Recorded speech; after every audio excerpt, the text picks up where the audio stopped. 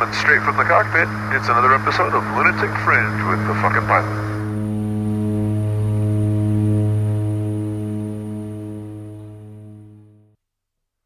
Ready, set, go. All right, once again, it's the fucking pilot back in the can for another edition of Lunatic Fringe Into the Void in the studio. Yes, studio. With me today, we got another canopy pilot extraordinaire that's going to tell us a little bit about nylon and skydiving and all kinds of stuff. So tell me, who the fuck are you and what do you do? Hey everybody out there, I'm Nicholas Batsch. I skydive for a living, all kinds of fun stuff, swooping, try to renovate homes as an amateur at home, and pretty much anything I try to get my hands on. Hate sucking at shit, but sometimes you get good. Fair enough. Yep. I found the only way to get any better at stuff is to be absolutely terrible at it. At least that's my own personal way of doing things. So, skydiver, canopy pilot, home renovator. How did you get started in not necessarily just skydiving, but anything extreme? At a young age, my father was a real big influencer with outdoor activities. Not necessarily, I did all the normal sports a lot of people played, but more or less a lot of, canoeing, kayaking, whitewater rafting type. Nice. Yeah. So at a young age, I was always like the shrimp. I'm still short. I was the guy who's like 4 foot and everybody else in 8th grade is 5+. Right. So it was quite awkward at, those photo times of the whole class. Even my wife made fun of me at one point. She's like, "Hey, who's that? Oh, that's you." Oh man, I can't believe she saw that photo. All right. But yeah, from the beginning, he had me doing stupid shit that most people wouldn't probably push their kid to do. Sure. And it grew on me. I learned to be fearless and quite, take care of yourself because no one else is going to be there to save your ass. Sure. Type deal. And what did mom think of that though? She didn't. Well, I'm sure she knew a bit, but it was always like father-son trips. We'd go Cool. out of state somewhere and go on these adventures together. And it was pretty cool because that kind of, grows you into being that type of, whatever. It's something we don't get to instill in a lot of kids nowadays with the, all the TV and we video got this games. fucking bubble wrap mentality now. You got to wrap your kid up. And as I saw one of the funniest memes I'd ever seen was a millennial starter kit. And it was a little kid wrapped in bubble wrap with a set of earplugs in and Mm-hmm. all that stuff. And yeah. Yeah. And that's like, I don't know. It's like, I'm 38, but at some point you just think like, all right, how much protection you need. Like we used to, ride out on our bikes and then never even go home till after dark. And Sure. Your parents didn't care where you were all night until it got kind of concerning Sure. at one point. Sure. But that was before cell phones and stuff, like you weren't stopping off and calling quarter payphones all the No, time to man. check in. Yeah, be home by the time the street lights come on and you were gone all day on a bike, God knows where. Yeah, it was your ride. That's how you got around. Hell yeah. It was good. So you started out with dad kind of pushing you into that mentality, which is super cool. What when you started doing things on your own, what did you aim towards? I found myself fascinated with, playing sports. I hate watching them. I'd be on the sideline like I want to be in there doing that. Sure. I was a soccer guy, short, fast, Yeah, was man. good at that. Never was tall enough for basketball really and didn't play. I did play baseball for a while and got a little boring standing on the plate and I wanted to be more running the whole time. Sure. So for me, that was sort of like a young age, I don't know, like second grade through high school. And then I went to community college and I went and like tried out for the soccer team and that ended up just getting punched in the face a bunch with people's elbows for Right. about an hour and a half. Right. And I'm like, fuck that. I am not going to play this. You're the new guy and we're going to beat the shit out of you game for Right. the next year. So I decided to just lay off it. I was like, all right. And that's when I found skydiving because it was kind of a newer thing that just, it came out to me. So was it, did you see an old TV commercial? Did you see something like that? Did you see canopies in the air? No, it was one of my best friends back then. We actually, my family, we had a death in the family of my sister at that time, and it was a little fucked up. But I was very, it was a very morbid time for me when I was young because I was 19. I'm like, well, why the fuck did that go on? Sure. It was a complication after surgery with Crohn's disease, and Oh, wow. But that made me like feel empty, like I'm young, I'm unguided, I don't know what to do. I just lost my sister, which you wouldn't think is really kind of like you're in your own Sure. mental world of life. So one of my friends like, let's go skydiving. You need to do something for fun. And I went and did, the course all day and we got rained out. Of course. Was going to do AFF straight off. I didn't want to do a tandem. I always wanted to be hands-on. I want to learn it. So I went and did the AFF. We came back the next weekend when they're open. Weekend only drop zone, Middle Missouri. Okay. Quantum Leap. It was Jim and Scott Cowan. Okay. Previous crew, U.S. crew champions for a long cool. time. But yeah, so went out, did the jump that day, and it was awesome. So they had enough room to do one more. It's small drop zone at the time. Sure. And so I was able to get my second jump in that day, and I just fell in love with it because I found something that made me feel alive again. Sure. And that was a weird place to be in at the time, but I wasn't doing it necessarily because for the sport as much as like, wow, like that's, what is this feeling I'm getting? Felt like, something. Like, damn, this is cool. Like, this is where I want to be. Look at all these different people hanging out. Sure. And you've got these doctors and lawyers and drug dealers and yeah. Trust me, I ran into that too. Yeah. And you're like, wow, you've got all these people that. Why are these 45-year-old people talking to me? Right. When I'm 19, I don't know shit about anything. Right. So it was a very small drop zone feel, and it had that homey vibe. And I'm like, wow, I've kind of found a community of people I like too. Sure. And then I also enjoyed the skydiving obsessively. Sure. Well, I mean, especially at 19 years old to have your sister pass away, that's a gut punch in itself, especially when you're at a time when at 19 you're still fucking bulletproof, you know, you're nothing touches you, nothing really affects you that much, and to have something hit home like that. Sure. I mean, holy shit. And it just, you know, I mean, just wasn't expecting things, but yeah, but it led to that, and that's where I fell in love with it. I did a shit ton of jumps. I had, you know, back then we were getting the D license at 200 jumps. Right. I had that within 5 months of the sport. Right. Was lucky enough to have a good mentor, Jim Cowan. He kept me alive. I was the idiot under 97 stiletto doing 270s at 180 jumps. Jesus Christ. And, man, I always was good at parachuting. You know, Sure. the parachute fascinated me. And, I don't know, at the beginning of student status, I was landing in the accuracy pits, and the drop zone owner was swooping, and I saw what they were doing, and next thing you know, Shannon Pilcher and Jay Mletsky and Jesus. Ian Bobo are out at our drop zone. Oh, They're Jesus. swooping down this ditch with these velocities, and I'm like, what the fuck is happening here? This is amazing. Right. Like, I thought the jump was cool, and I'm flying these boats, flying around, and I call it a boat. It's like 135 at the Sure. time. But I'm like, what? And I got to start learning to do that. Right. So it turned into this obsession, you know. So that happened pretty quick and early on for you in the sport. In 2001. Yeah. Wow, holy shit, man. Yeah. That's going in fast forward under nylon. Yeah, and that was just when they were first, you know, like the generations of those wings were first coming out. Yeah, man. People were jumping PD Vengeances. Oh, yeah. And that was kind of the cool thing before the velos. And, Sure. I think I was just one generation before you in that I had just started jumping when stilettos, PD had come out with stilettos, and you had to prove you had 500 jumps to be able to go buy it, which to me always seemed like an amazing marketing scheme. Because, wait, I got to find a way to get one of those. So when the velocities and stuff came out, I had seen just enough of the low hook turn phenomenon and all that craziness. I stayed off high performance canopies for ages. I missed that. And then like I just saw the cool stuff. I saw like all these legends, or what I would consider legends. Sure. And then, you know, how the sport goes, like people don't even, I mentioned these names of the people I looked up to these younger new jumpers. They're like, who? Right. Oh yeah. They don't have a clue.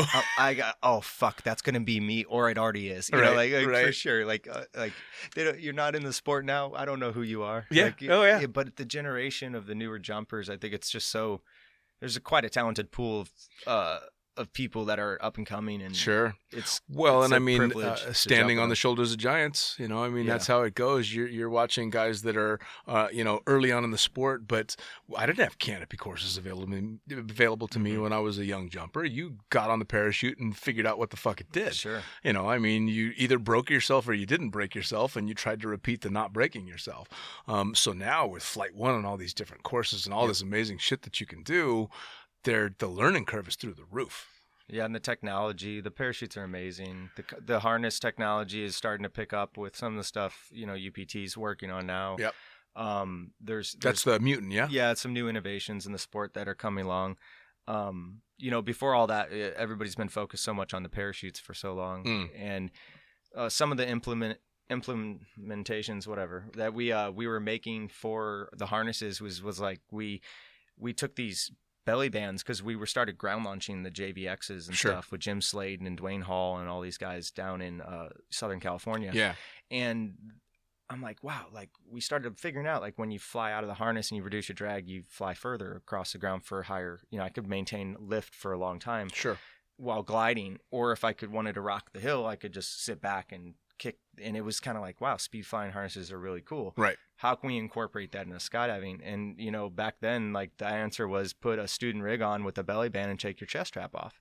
And that was like the first innovation of that moment was like, okay, let's do this. So we literally ordered Mirage rigs with belly bands, student belly bands, like sewn in right above the connection points on the laterals, down above the leg straps, and went for it, go send it, see what happens. And instantly within, a month of flying this, I had broken Miletsky's world record for the longest distance by like maybe 2 meters, but it's still like phenomenal because I was like up and coming 2006, 2007, first 2 years professional swooper, and here I am taking the king of what I would consider the era. Yeah. I'm taking his world record. I was like, holy fuck, what just happened?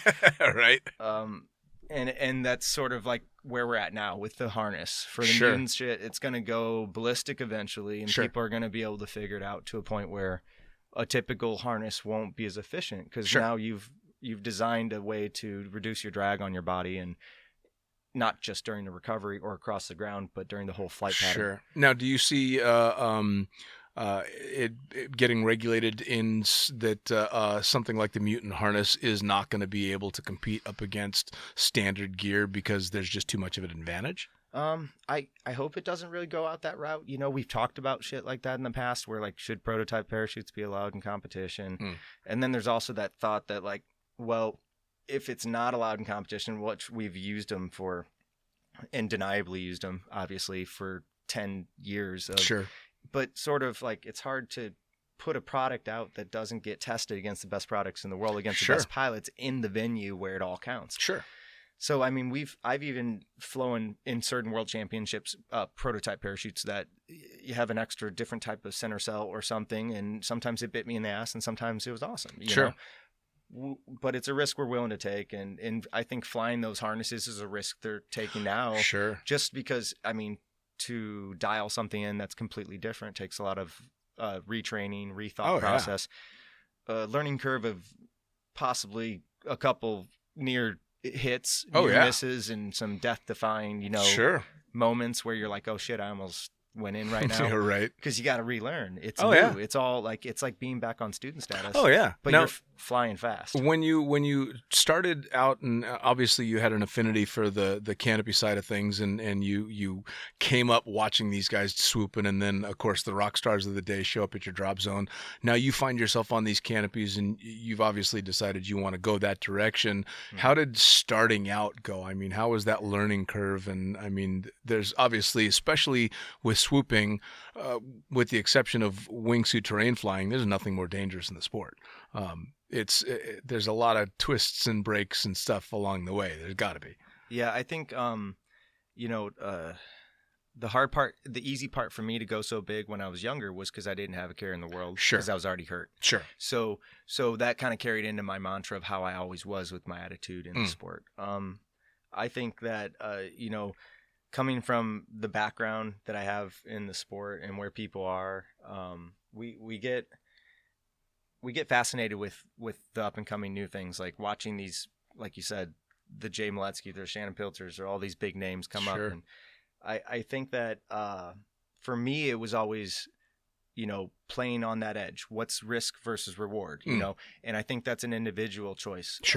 Meaning, what do you have to lose in life as a opponent? And I find like later on now, as I'm older, and I'm starting to like realize the potential, but also I've got a lot more to lose than I had when I was young. So I find myself in that position where I'm like, wow, like, is it worth it on this run? And in competition, I will do anything to win. And it's crazy the level that you'll push your body or what you'll mentally go through and risk in order to hit that reward, So, to all the people who are up and coming out there, follow your dreams, push at your limits of what you want it to be. And always the most important thing is to have fun doing it. Because if we're not fucking having fun, what are we doing out there anyway? That's I think the biggest thing too is you see a lot of people that are trying to come up in competition that are pushing so fucking hard they're forgetting why they got into it in the first place. And when you're risking, especially what you guys are risking at the level that you guys are flying at, a small mistake can either take you out of the sport for a couple of weeks, a couple of months, or just take you out. Yeah, and I had that happen last year in September. In fact, we'll talk about that for sure. I want to hear about that because especially, and that's kind of one of the things that I think a lot of people, especially newer jumpers, think that once you get past a certain point that's not really, and you're not risking that much, or you guys know something that the rest of us don't know. And I think it's an important lesson for people to learn that the best of the best still fuck up. The best of the best still have things go wrong that are out of their control, and the best of the best still get fucking hurt. And they need to know that, because I think they look at a lot of the hardcore swoopers and they see a chow, but next thing you know, you're standing up next to the pond, pulling your canopy and shaking it out. And, oh, hey, that's not that bad. Water must be soft. Sure. No. Sure. And we've all broken ribs on it and hurt ourselves quite badly doing wipeouts that shouldn't have happened, doing freestyle or whatever. And sure. I think that is the hard part. People aren't realizing the parachutes now we're going 100 miles an hour. Yeah. That is 150 feet a second closing speeds. Yeah. People don't realize we're going half a football field in a second in the first bit of our turns when we're dialing into the ground. Most of the recovery arcs are about 300 feet from the ground when we're starting to finish our turn. And if I'm a half a second late on that or a full second, I've just ate up 25 to 40% of my recovery arc just in that one. Oh, yeah. That 1 second, right? Oh, yeah. Taking the human natural reaction time to compute, process, and input, you're going up to 0.75 seconds or a second, depending on how well you're trained. If you're a Formula One race car driver, you've got instant reaction time. And if you're sit on the couch all day and watch TV, you're slower than a slug. But I mean, that put me low, but that's why people that's where it's at now. And I think in the past when we used to skip off the water at 60 or 70, it hurt, but man, it was so much different than this 95 to 100. Oh yeah. It's getting to that level where the human can't react sometimes proper to what needs to take place early enough to see it coming. Well, I've almost likened it to modern day fighter jets or aerobatic aircraft. No longer is it the aircraft that can't handle the maneuvers. It's the person inside that can't handle the maneuvers. Like one of these edge aircraft, you literally can't break that airplane with control inputs. There is no power setting, no speed that you can't just yank as much as you want. It's the person inside that can't handle it. And the same thing with the fighter jets. It's not the jets that can't handle the maneuvers. It's the people inside. We are the weakest part of that link, which is crazy to think that some fucking nylon and string has gotten to that point. It's insane. Yeah. We've got fluid dynamic engineers that design wings, putting parachutes together for a living. I mean, it's gone to that level and thank God it did, because I was so fucking bored with the traditional style parachutes. And then they hand me this shit in 2011. They're like, you know that thing you've been asking for a while because you just can't figure out how to get more out of your JVX? Here's your Petra. What the fuck is this thing? Right. It was crazy. It was so good, it wasn't even true, you know? And then it opened like a dream. It was like, what is happening here? You designed the best swooping parachute I've ever flown in my life and the best opening parachute. And it opens nice, in the same time. I was laughing my ass off. Yeah, it was funny because I'm still a velocity guy. And, of course, when the Petras and the Leias and all these came out, everybody was swearing by the openings and swearing by the landings and everything. But if you're not, and I'm not a particularly active jumper, I'm definitely a weekend warrior now. I just have no business being on the canopies that you're on. So although I know there's all these rewards, unless I'm willing to put in the training and the time under the nylon, for me, it's a stupid thing to do, which is why I've never jumped one, because I know I'll like it enough that I'll have to have one, and eventually I just fuck myself up. You fall in love with those things, man. They're machines. They really, I can't describe it besides, you know, getting into a really just tight suspension extreme sports car that just could just gut wrench around corners, and you're just like, wow, what am I doing in this ride? Compared to just a regular car. But I mean, it's, you know, fighter jets, like you said, or Formula One race cars. It's the fastest, coolest thing you can do. And I mean, fuck, the realm of XRWs crossed so ridiculously like 6 years ago that I was told, take all the weights out of your pouch, because your 57 descends too much and I can't collapse my wings enough to dock on you. It's like, Right. okay, we've now crossed barriers with wingsuits to where they can fly way slower than we're capable Which of is flying. just insane. In my very recent conversation with Bill Booth, he was jokingly laughing about the next technology needs to just be landing gear for wingsuits. Yeah. Because that's what's coming. Landing gear, and he said a drogue to slow him down. I'm telling you, man, because like it's like this is so funny because Jim Cowan told me the same thing way back. He's like eventually people will just be flying parachutes around their bodies to the ground. Yep. And I mean, wingsuits were starting. Obviously, they've been around, but I mean, ideally, look at like hang gliders and stuff. They're inside the frame of the wing. Sure. Even though the wing's above them, it's more efficient. Sure. There's all types of sports we can compare to it and things. Sure. Yeah. Well, and the cool thing with the way that the parachutes are going is watching, especially from, I'm coming up on 25 years in the sport and watching this progression. And sure, it's a ram air parachute. Okay. Mm-hmm. It's a ram air parachute that does shit that I never thought a piece of nylon was ever going to do. To watch people moving that fast under a parachute, come on. And then you watch them transition to the wingsuits, which is, I knew nothing about them until I started watching them grow and grow and grow. And now they're basically flying a parachute. Yeah. It's a ram air canopy huge around them. I mean, fuck, the square footage that they're covering. It's crazy. It's insane. It's crazy. What was it's like a foot out the back of their feet and like, I don't know. It's basically it's 18 inches off their hands. I think some know. of these wingsuits have got more cloth than Ernesto Gaines's parachute, the smallest one ever landed. Yeah. Sure. I mean, are you kidding? And the technology that's going, I never would have thought, and I guess I still kind of scratch my head and wonder, skydiving as a whole is a very small sport. Mm-hmm. It's a very small industry, and outside of the tandem portion of it, I don't actually know how skydivers make money. I don't know how the industry as a whole makes money, and I can't wrap my head around how much money has gone into R&D and building these amazing canopies for an extremely small section of an extremely small sport. I have no idea how they afford it. Right? Because honestly, at the end of the day, like, I mean, I make my money off of teaching people to fly parachutes. That's all I've done for 10 years. Right. But like, I'm not the one putting R&D into a production company. And I get it that they make parachutes to cover the cost of R&D. And that's what pushes the sales when the new stuff comes out and the coolest kids are doing it. But man, like, to get the ball rolling on the whole situation was, it was very slow back in the day. Sure. The R&D was not as much as, like now what John and what Gyro, had passed Gyro's, put into this sport has been just so inspirational to have.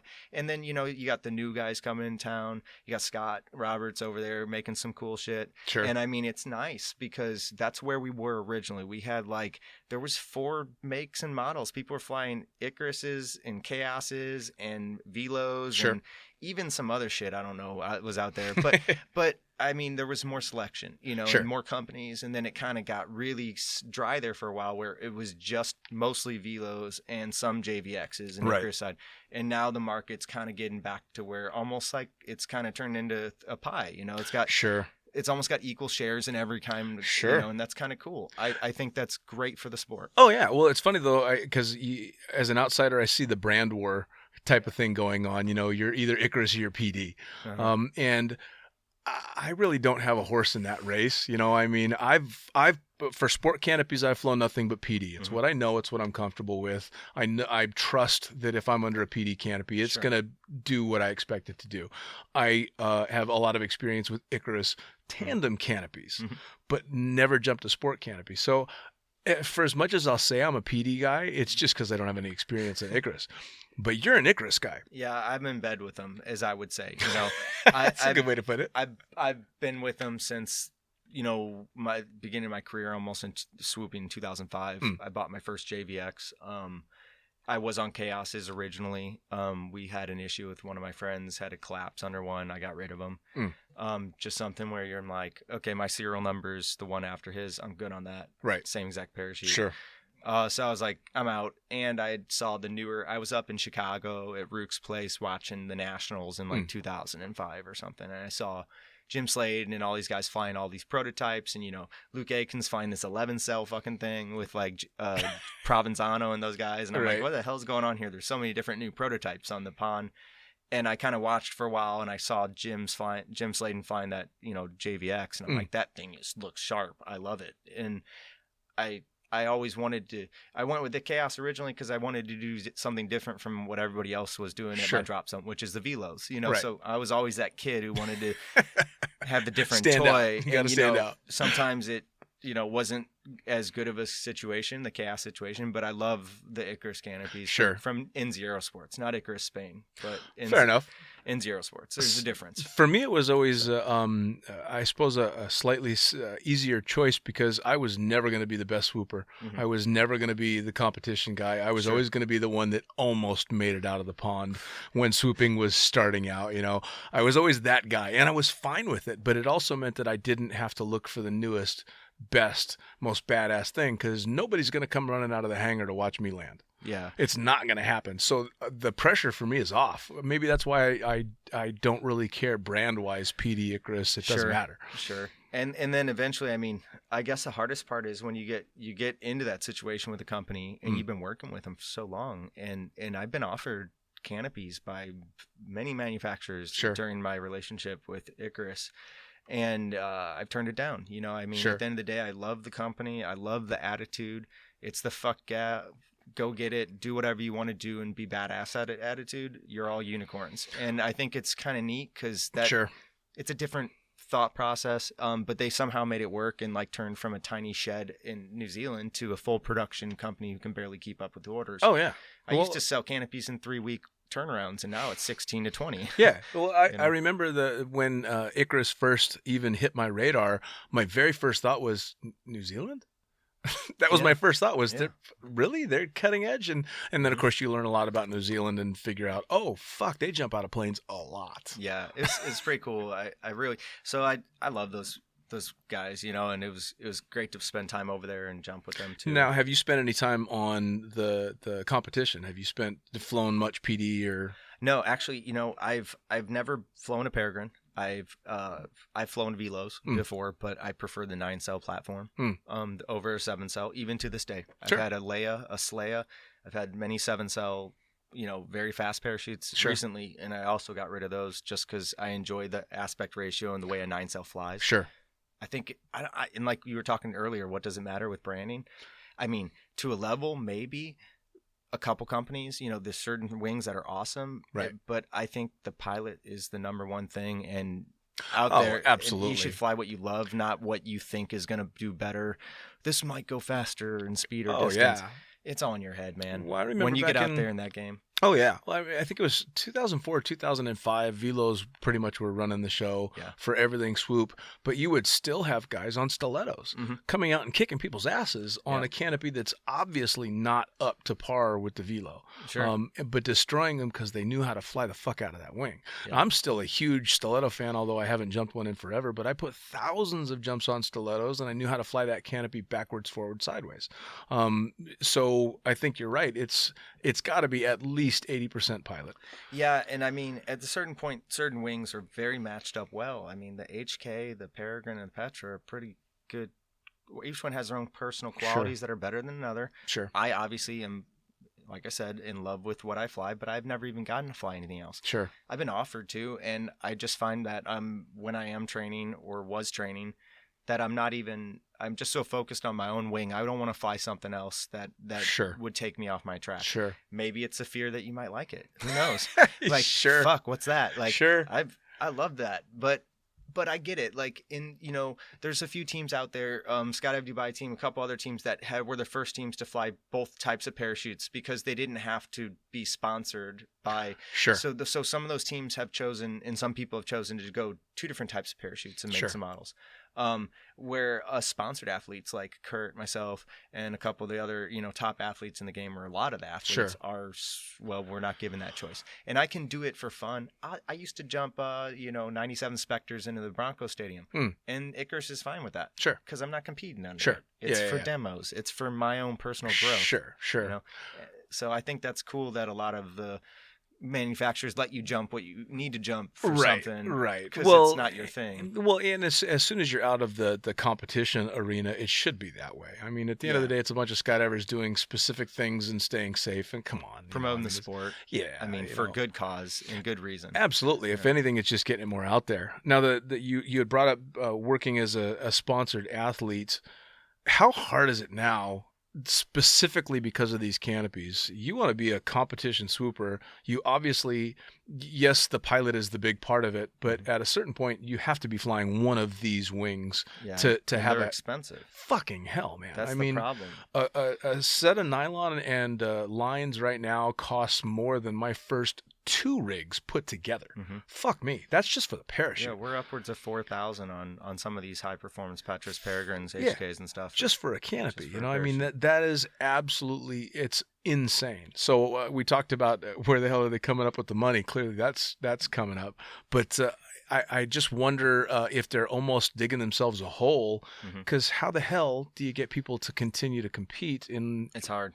It's got to be. Well, financially, if you're doing 300 to 400 jumps on a canopy and then I decide to get rid of it because it's not good enough for me in competition, I feel a difference in performance. That's a pretty expensive $4,000 parachute. You're probably only going to sell it for half price, maybe. Yeah. $2,000 at 400 jumps. Yeah. So you're out $2,000 for 400 jumps. And that's not including the price of jumping and the price of replacing line sets every 130 jumps. Right. I replace my line sets every 90 to 100 jumps because I use a very small hybrid set that has 200 Vectrans in it. Jesus Christ. So, I mean, floss your teeth with it Right. if you need to. They're small. Like we can slice things in half. Like you wouldn't want to get that around your ankle for sure. Oh man, that's another thing and that we actually still do stupid crew together. Oh yeah, that scares the shit out of me. I very early on in the sport, I watched a good friend of mine hook. It was maybe a 270 on a Stiletto 120 at the time, and a well-meaning pilot was out there trying to help take gear off of tandem students, and he zigged when he should have zagged, and got snagged with the line, hit his lower neck, wrapped around the back of his head, and scalped him. What? Yeah, he lived. Holy shit. Oh yeah, but that's a big canopy with a big line. Yeah, man, that's tennis shoes. Yeah. I mean, it was ridiculous. And we got to the ground and he's laying on his back and his scalp is flapped over his face. He's alive and he's moving, but everybody's just stay right there. It was brutal. So now you're seeing lines that are laser small. I mean, super tiny. Can't even see them. Yeah. Absolutely. When it's flying, you're like, "What? How many attachments are those?" Right? Yeah, it's getting to there. It's ridiculous. I mean, and I agree too. Like I was in Taiwan doing the World Games and flew through. They had foam buoys, and so we were going through the speed car, of course, and the line group separated on the A lines has the gapping between the outside lines. I sliced a buoy into 2 chunks. It fell as one, and when Miletsky picked it up, it was 2 pieces. The exact laser angle of those 2 lines went through it. No exit. The foam didn't blow out. That's how fast it was. Holy shit. So it sliced it clean through in 2 spots and never separated till it fell to the ground. It's almost like a cartoon. He watched it happen. He's like, that's crazy. And it wasn't even, back then we're flying like 300s and 400s and wow. Who knows? It's like in 2009. I get mental images of, I think it may have been Kaz Shiki that caught a seagull in her lines doing the Wildwood tour, and this was again velo days. I can't even imagine you would have just sliced that fucking bird in a dozen pieces. Yeah, I couldn't have. Yeah, Jesus Christ, man. And I mean, I know Kurt's hit a few birds before. I think he hit one on his chest in Dubai while we were training a few years back. These birds out here, man, on both ponds are nightmarish.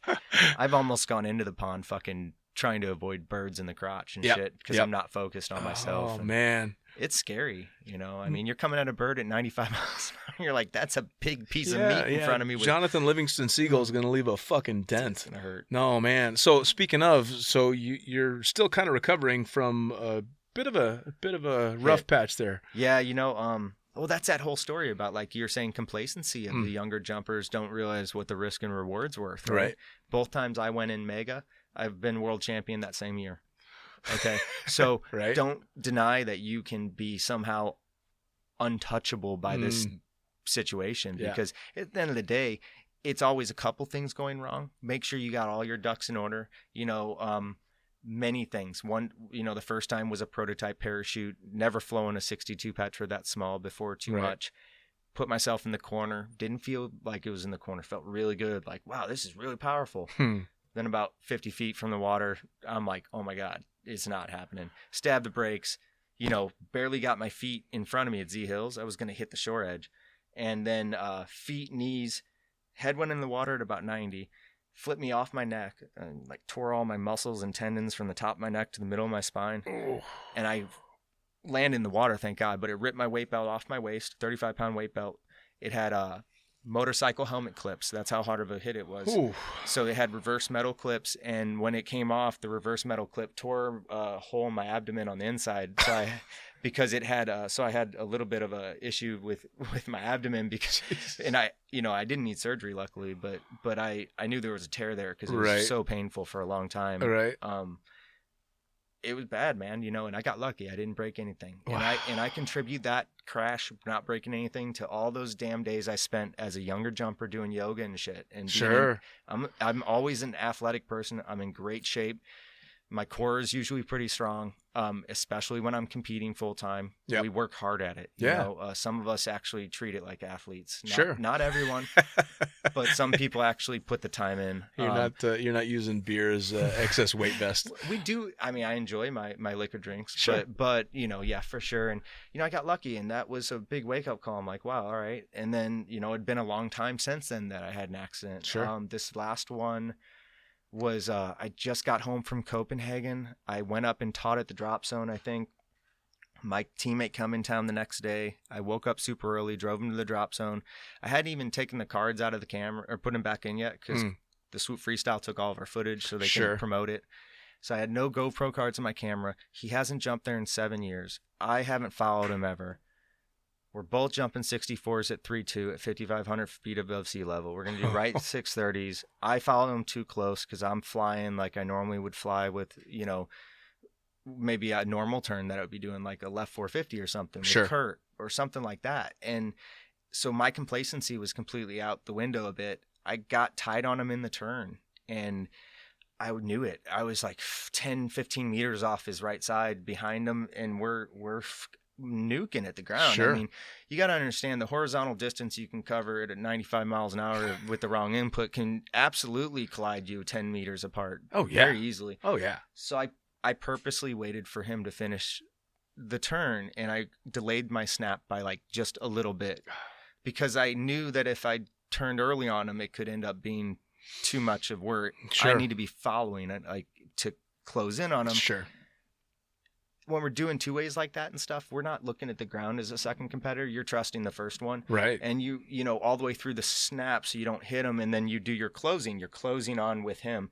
So when we finished the snap, I should have known better. Jay snaps harder than me and faster, and we're both notorious for liking to be in the corner anyway. I asked him to bump it up. I'm sure it was, but he hadn't jumped there in a long time, and I caught myself in the corner. Oof. So I think I lost like 40% of my altitude in 1 second, like we were talking about earlier. Yeah.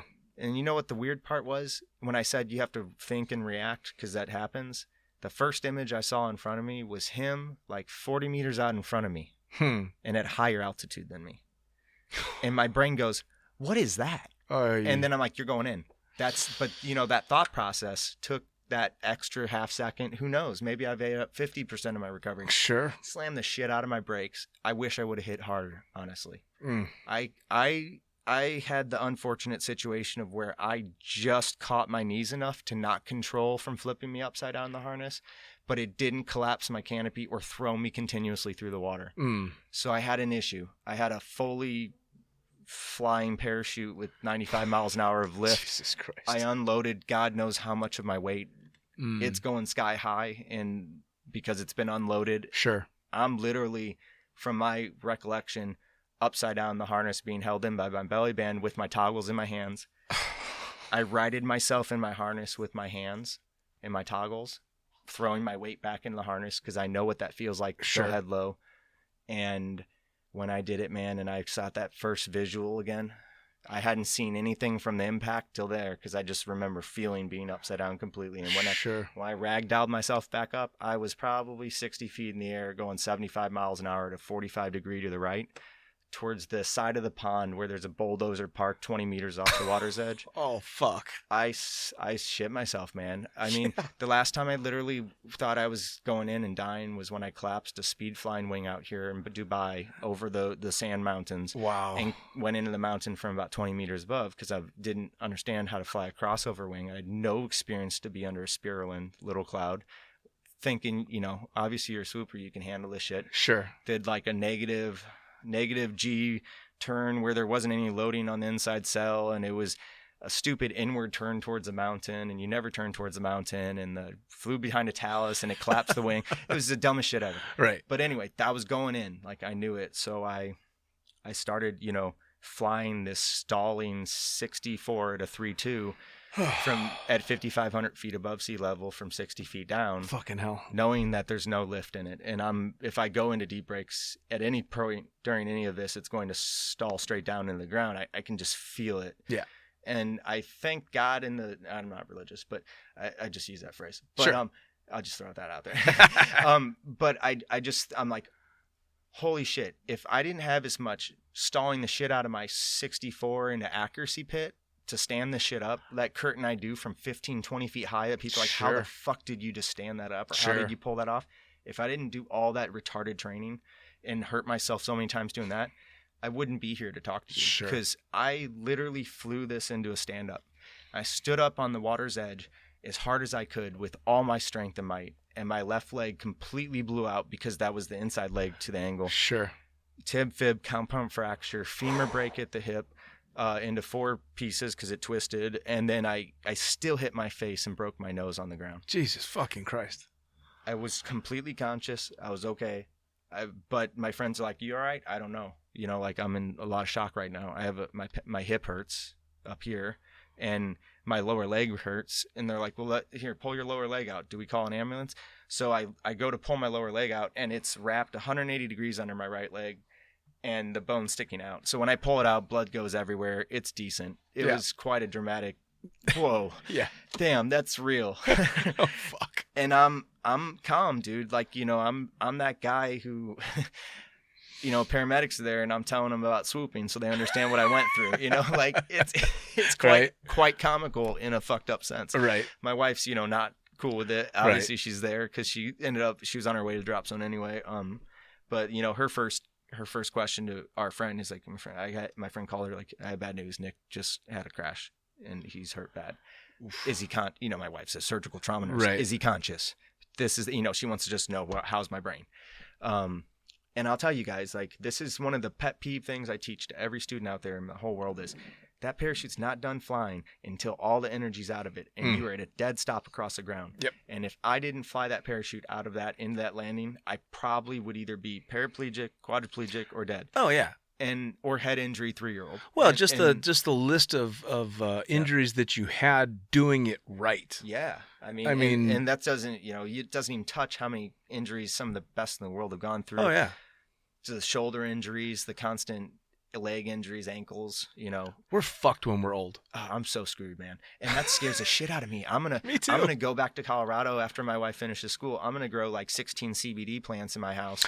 Yeah, so I can just dose up all day, or I'm going to be in so much pain I won't be able to live. Oh, dude, it's ridiculous. I just hit 50 this year, and I'll wake up in the morning and go, well, wait a second, that's a new pain. I don't remember ever hurting that. Why the fuck does that hurt?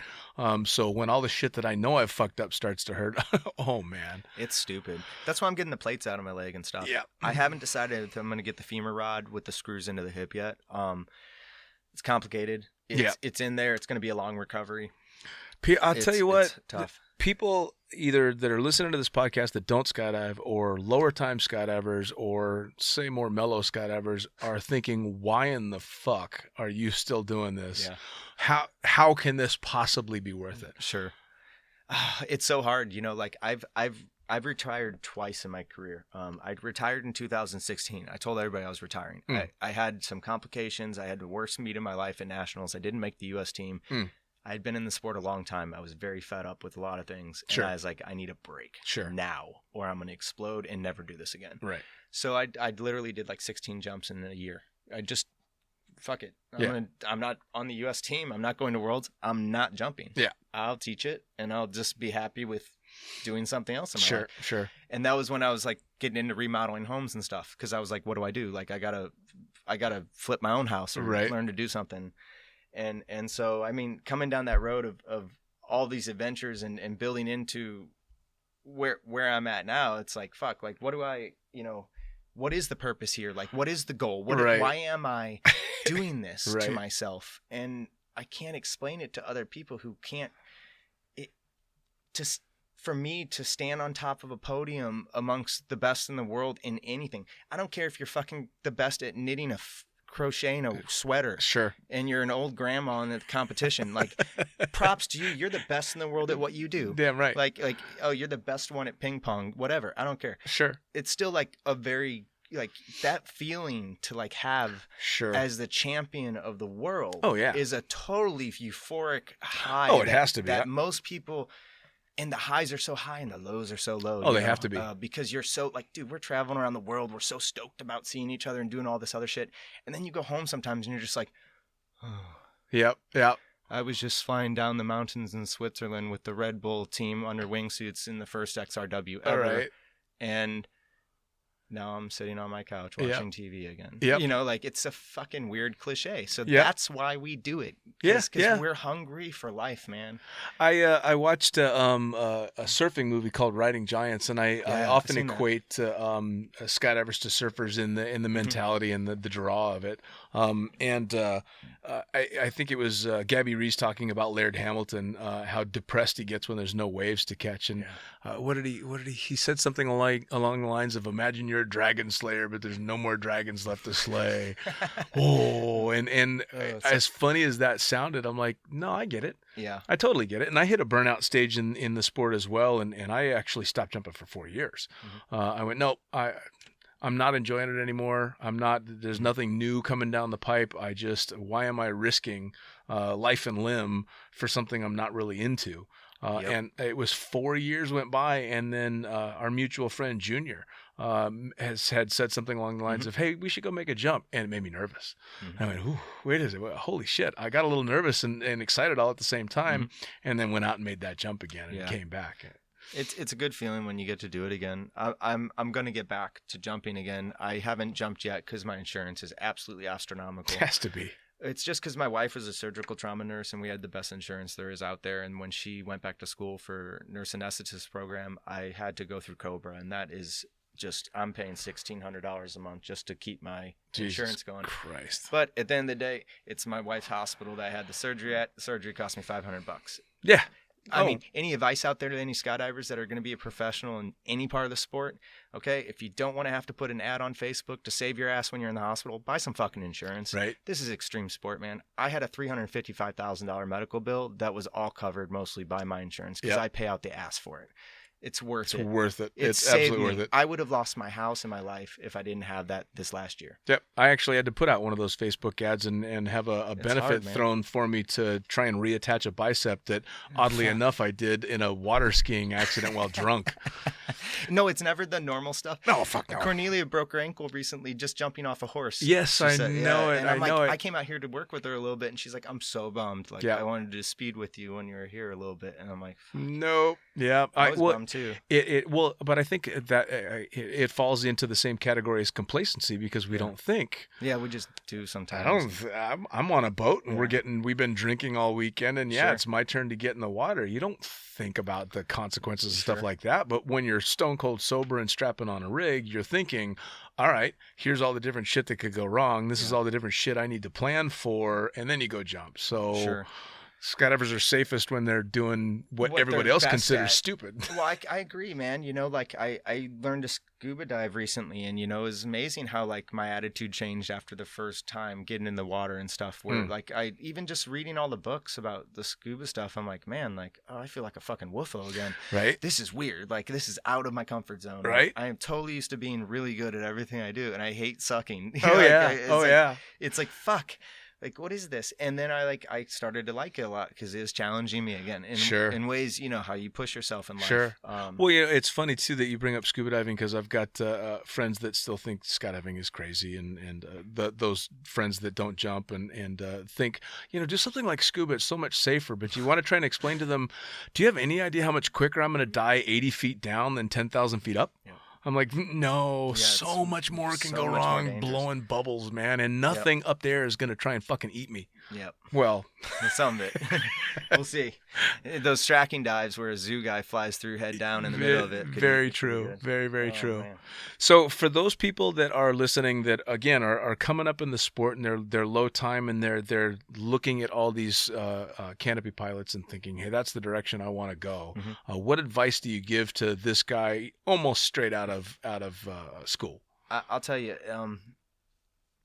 set some goals where you want to be. I know this is your overtime where this is like, I always have this highest goal, but you need to set some lower goals that are achievable on a weekly basis, on a monthly basis, on a yearly basis, to keep you motivated in the right direction, to keep you safe, to keep you going, and try to lead them in the direction of give them some canopy classes. Here, come and take a fluid dynamics class on understanding how parachutes work. Come and take an atmospheric class about how all the different conditions can affect your canopy and different relative air and wind, and what's going to happen to you if you do it wrong with this. And eventually, when they get enough jumps, you can introduce them to swooping. I'm notoriously known for teaching people with younger jump numbers who have a skill set that's attained higher than a normal person. I don't think everybody's created equally. No, not at all. It's regardless of a rule that's set in place because of a jump number somewhere or another. I mean, as soon as they got 200 jumps, I'll throw them into a swoop course and I'll start teaching them straight in double fronts. Because at the end of the day, if you can't handle your shit at 200 jumps and be an adult in an adult sport, then we all make our own choices. That's it. I mean, this is a big boy sport. There's big boy and girl sport. There's no room for trying to lay that responsibility on anybody else. 10 jumps or 10,000 jumps, you stepped off the airplane, you're making that decision.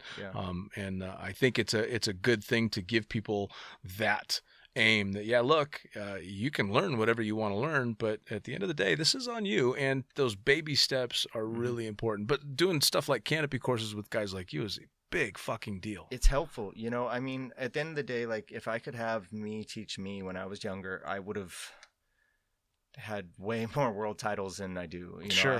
I've won 5 and I've got 10 world records. I mostly focused on world records at the beginning of my career.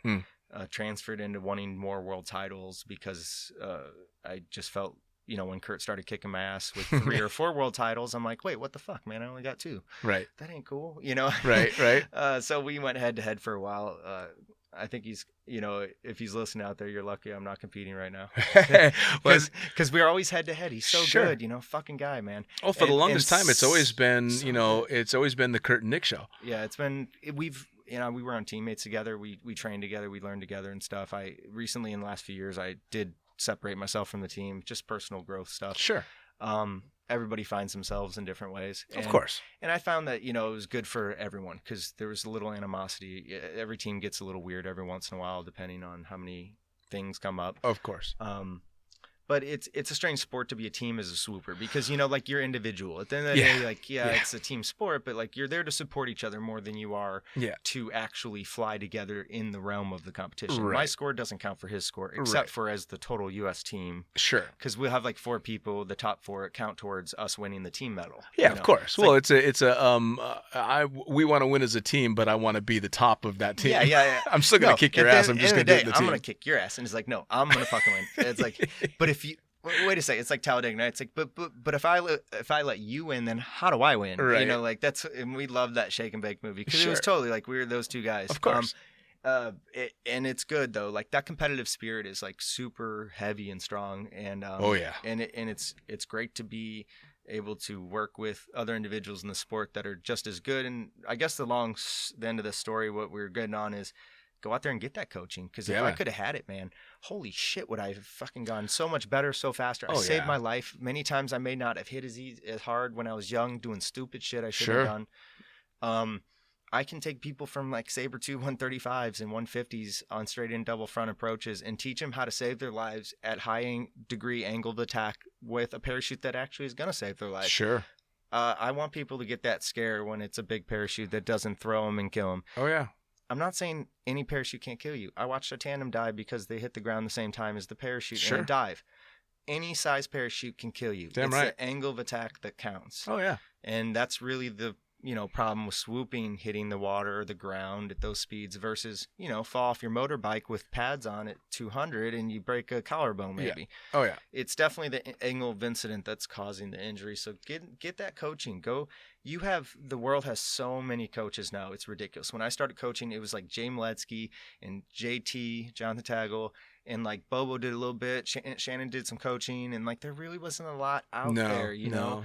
And so when I got into it, there was like maybe 5 or 6 coaches, and there wasn't a big thing. Now every drop zone has a coach or someone who can at least help you to a certain skill set. Sure. And if you are interested in that top-notch coaching, I recommend taking it. Yeah, absolutely. That's what I do for a living. That's what a few of us have the privilege of doing full time. Which people are like, how the fuck do you make money full time teaching people to fly parachutes? And not just parachutes, but specifically swoopers, which there aren't that many in the world. Right. I would say, I do charge a good day rate, but shit, it's way cheaper than a free fly coach or a tunnel run or something. And at the end of the day, you get so much more out of it. Because in swooping, this is the one thing that is definitely going to kill you when you fuck up right away. Exactly. It's not like playing golf where you hit it out of bounds and you're good. Out of bounds and swooping is broken. So, sure. There's no margin for error. And that's why I think it's important to learn from a lot of different coaches. When you find that coach that is your clique, that you jive with, that knows the most or you believe knows the most, sure, whatever it is, stay with that coach. Yeah. Because what happens, and I swear by it, every coach, every swooper has a different technique with a different thought process, with a different, analogy. Sure. A lot of them end up with the same result or similar results. Sure. And we all have our own personal theory of exactly why ours is the best. Oh, yeah. So what I'm saying is you can get a lot from everybody. And then when you figure out who you want to be with, spend more time with that person, because you're not then changing your turn 15 different ways every time you go to a new coach. Oh, sure. Because they'll say that's not how you should do it, because they don't understand what the other coach was thinking or how they were flying it. Right. And there is a difference. I mean, if you get what you pay for. So yeah. Oh, no, very much so. At the end of the day, like if you want from a young jump number, you want that world-class etiquette of how I'm going to teach you how to fly a parachute, how I would fly it, even though it's that size parachute, that type. Sure. To win whatever class you're in. Sure. That's what I do. Yeah. I love working with professional swoopers because it's super challenging to get more out of such a beautiful thing anyway. Sure. To get that little bit more to make them happy is so fucking hard compared to a new jumper. Absolutely. You teach a new jumper, they're like, "Oh my God, you're amazing!" Like, and then you get a professional swooper who didn't have a fucking good day. What a crying moment. It's like firstworldproblems.com over here. Because for sure. We're so emotional about like, oh, I didn't do good today. Every swooper does it. It's like, oh, I'm sucking. I need to quit. Or, we get so tied up into it. Of course. And some of us do it more than others because it's expensive, man. Sure. You're spending a lot at this, and then you blow it. You flew halfway around the world on your own dime, and you got a red card and got kicked out of the comp before you even started, or something like that. Like that was me. I got a yellow card right before the comp started because I hit a buoy and frapped into the freaking shore edge. And they're like, we don't know much about you in swooping, but here's a yellow card. Don't do that again or you're going to get kicked out, And I'm like, jeez. Oh, I got to back off the whole comp now. I'm not even in the comp yet. All right. So, I mean, shit like that. So it's again, if you're pushing to try and get to a higher or even an elite level and start to compete, that's the kind of stuff that you need to know about and need to learn about. And the only way you get that kind of stuff is through experience. I mean, there's a shitload of good swoopers out there that don't compete and can teach canopy skills and can help save people's lives. But if you want to learn how to do what you do, you got to go to somebody like you. Yeah, for sure. And I got guys straight from like way young status that are like, this is what I want to do for sure. And I'm like, well, then I can guide you down that path really well. It's based off. And I've got these guys out at Skydive Spaceland Houston Dude, they buy these packages for the unlimited jump account for like $8,800 for the year, right? They're doing 1,000 jumps and getting down to $9 a jump, dude. And they're living on the airfields for cheap. And the planes run all day because there's enough packages sold that it goes 7 days a week, 364 days a year. You can't beat that, man. So these kids are like, oh, I'm here from Argentina for a year doing this, and I want to learn to swoop all day. They're just fucking every day fucking doing like 10 jumps because, I mean. And they're going to go home rock stars. Dude, they're going to go home. They're ninjas. These guys are not just swoopers, but free flyers and all this shit. Sure. And they're flocking to there. They spend a year or two there. They go home with like 2,000-3,000 jumps, and they're ninjas all of a sudden. Yep. So it's just kind of cool because like I got these like really inspired young guys from like Argentina or New Zealand or wherever they're from, hanging out there, and you'd be surprised. There's a lot of international people there because of that package, which is awesome. That's awesome. So it's cool, man. Because and what it's a little windy in Texas all the time. Sure, But I mean, sometimes when I teach there, I get like 11 or 12 days straight coaching with no weather at all. Ah, so you can't beat that. Yeah, at least they're jumping all day, every day, getting 8 or 9 jumps. Yeah, 10 for jumps, sure. you know. For sure. Well, and even if you're flying in windy conditions, as long as you're able to jump, you're still learning every jump. Every single jump. Now, for those that want to learn, I'm slowly but surely trying to take over the world with the podcast. So there's people from all over the place. How do they find you? How do they come train with you? It's time to promote yourself. Yeah. I actually I do a lot of my coaching through word of mouth. It's crazy. Like I'm one of those coaches that gets brought into so many gigs that I can choose what I want to do a little bit. Cool. You can contact me on my Facebook or my Instagram account. There's Nick Batch, Nick.Batch at Gmail. And get a hold of me through one of those accounts. I don't have a webpage for my website actually or anything that promotes me in that sense. But yeah, for sure, contact me online. And then usually it just starts with, hey, man, I want to do a course. Where can I put that on? And I'm like, I've got these courses set up in different places, or I'll put a course on for you, and that happens a lot. Awesome. Someone's like, well, I'll see if I can get enough people together, and we put out an ad, and sure enough, it fills up enough slots. Awesome. So you can find me at Skydive San Diego, Spaceland Houston quite often, Z Hills. I sometimes go down there. I don't frequent quite as much anymore. Okay. Management changes a little bit, and it got I love TK, but he went on to the political side, and things changed a little bit in the way that I used to run my camps down there. Mile High Skydiving in Colorado, we didn't have any water in the pond this year because of some city rights stuff, but usually I'm out there coaching quite a bit. Cool. And that's where I have I have a lot of followers in terms of like small drops on people who constantly, if I do show up at home in Colorado where I used to live, it's like classes are filled even if I put it on a week early or something. Nice. So it's good. But yeah, start to contact me. I'm available on Facebook mostly. Cool. Yeah, for sure. And we can do whatever you want to do. I start out with basic student status with 101, 102 courses all the way up through you want to be the best swooper in the world and kick my ass. Fucking awesome. Awesome. Something I like to do, man. I'm not going to go to bed with this information. I don't know how long I'll be teaching it. I'm one of those people loves it, and that's why I do it. And the second I stop doing it, I'm not going to do it. It's the way to be. Because at the end of the day, I've been in those places when I didn't feel like coaching, I didn't coach. Yeah. Like if I had enough money to make it happen, I focused on swooping more or focused on family or whatever. But at the end of the day, like I love teaching and I love taking care of my students that are my students. Awesome. And the goal here is to give you not just this is what you need to do, but this is why you need to do it. This is what the parachute does when you do it. This is the dynamics that you're causing. Look at the disruption in the parachute. Look what your body position's causing here. And because of my, 12, 13 years of coaching, I've seen so many debriefs that I've got quite a good reasons why that happened. Right. An exact answer instantly, and can almost fix the problem within one jump. And then if the customer's working with it, they still got to do the other part and actually perform it. But that's what you're paying for when you hire the world's best coaches, because what you're paying for is the not just why and how, but this is the best you need to. This is what you need to do it for, and then the relationship part. Of course, you could be a great swooper, but not a great teacher. You could be a great teacher, not a great swooper. Sure. To find both of those qualities, I know of only a few in the world. Sure. So, yeah. Well, and that's the reason that you need to seek that out if that's the direction you're looking to go. Yeah, absolutely. Yeah.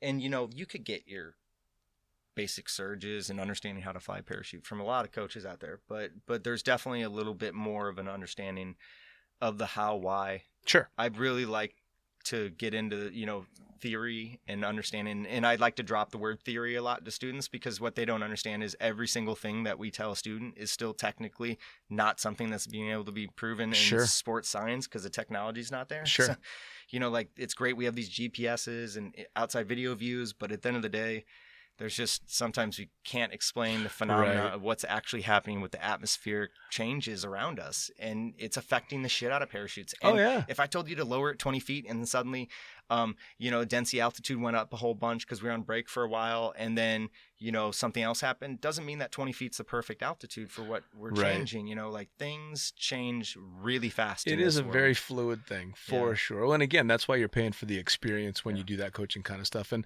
I'm a huge proponent and fan of any level skydiver, any experienced level skydiver doing that coaching stuff. Sure. Fuck, I've got 11,000 jumps, and there's a shitload I can learn on canopy courses. And I'm a good canopy pilot. Sure. But I can always learn something. Yeah, Always. and I think that's, goes for every part of the sport too. Sure. You've got these legends out there like Pete Allen with 33,000 jumps, and it's just like all these guys who are multifaceted in many parts of the sport, but some of their specialties obviously is like belly flying or this Sure. or that. And I mean, the privilege to be able to swoop and jump and work with the world's best in your sport is just a lucky fact that we didn't make enough money in the sport to have to still teach. And I'm not saying that in a negative way. No, I'm it's just saying that it's a privilege. Yeah. For, take advantage of it, younger jumpers, because you're never going to get John Elway to teach you to fly or throw a football for $225. It's not happening. Yeah. No. Yeah. And Tiger Woods isn't coming out to teach you how to hit a golf club for $225. No. So that's the whole point, is like, at the end of the day, they're like, that's expensive. It's like, really? Is it? No. I spent 19 years in the sport, traveling around the world to be where I'm at, to learn what I learned. And I've dropped more than $500,000 doing it to be where I'm at. Well, it's very easy to just go, all right, here's what I spent to get Yeah. this good. So you can either pay me this and take leaps and bounds over where you would be doing it the way I did, Sure. or you can just go ahead and, do your thing. And I can probably get more results out of a person in just a couple of days of working with me than they could get out of a full year of training themselves with no. Because it's instantaneous. That's what it's about. Getting people up in 10, 15, 20, 10, 15% faster than they were when they showed up, safer than they were when they showed up. The safer is the big one. More in line with what they're properly trying to perform. Yeah. Understanding where the risk is. For sure. Telling them when they almost went in and why. That's the scary Instead part. of them just walking away thinking it was awesome. That's the scary part is the canopies and the way things have gone nowadays. What you might think was just a badass swoop was a gnat's ass away from you snapping so everything. crazy back in the day, man. It was toggle whipping stuff with dude, those ranch movies from back in the day. I talked about this before on one of these. Man, it's gnarly, dude. I can't watch some of the old videos. Yeah. If there's a stiletto on the drop zone, I can't watch it. Yeah, it's just to finish. Like, even when I'm coaching people under these canopies, it's just like, yeah. Oh, dude. It's okay. It's a 104 JVX. He's totally fine. That's why he didn't die right now. Yeah. But it's crazy because those canopies fly so big Yes. for being a cross brace. Yes. Well, and it wasn't all that long ago that it was, oh my God, he was on a 104 JVX. He should be dead. Yeah. So, well, as we wrap things up, Yep. last advice to jumpers old and new. What's one thing you think all jumpers should be keeping in their heads or thinking about? Stay within what you're enjoying in the sport. Nice. Don't go outside year round. Try everything. Figure out what you love the most. Do what makes you passionate. Do what makes you love it. If it's not enjoyable, why are you doing it? It's too dangerous for the risk versus reward. Think about other people besides yourself sometimes too. Sure. That's a big piece of advice right there. And I'm talking family. Yeah. Because sometimes, my situation, sometimes you got to take care of your family a little bit. Sure. I'm hurt.